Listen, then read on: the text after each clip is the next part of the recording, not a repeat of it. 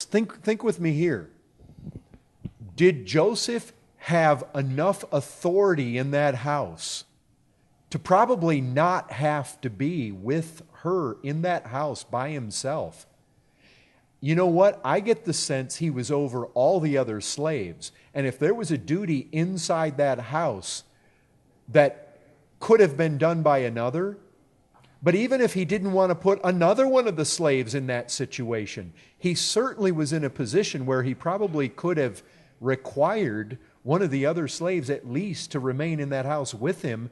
Because look, he was not ignorant. This didn't happen in one day. She was throwing herself at him day after day.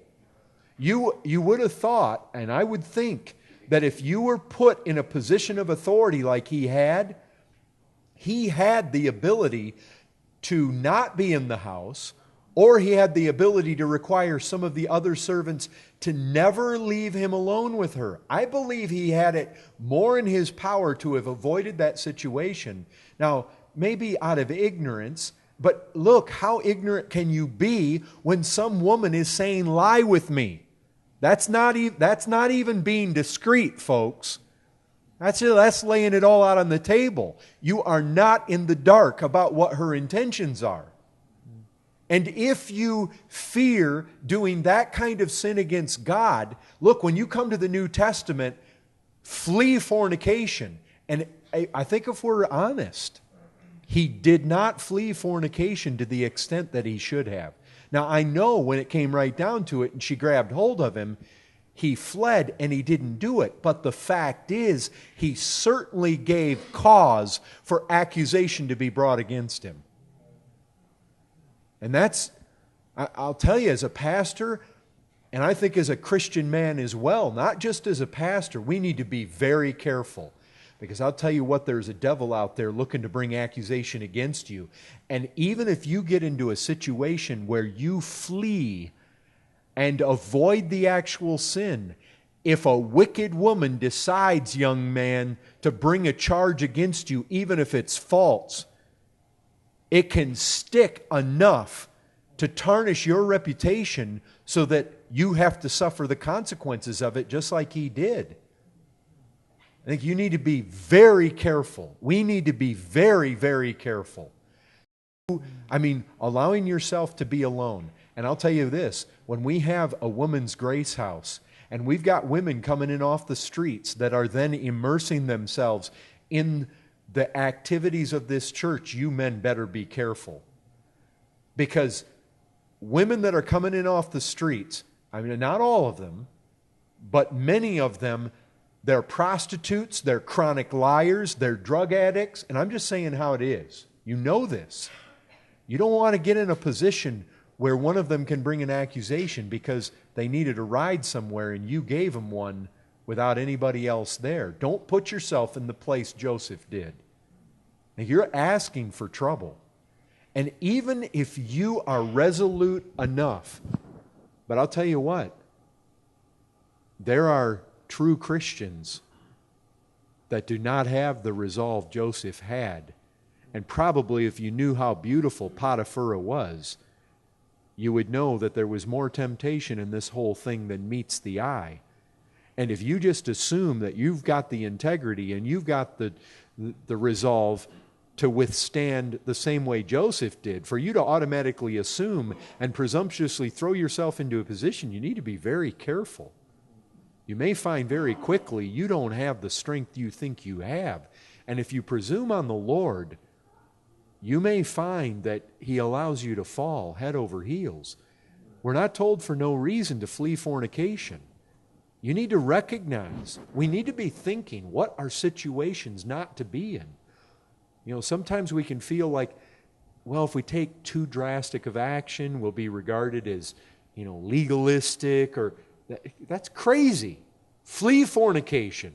Why? Because it's something you need to run from. And you need to be aware of your reputation. Having a reputation as a Christian man or a Christian woman is important.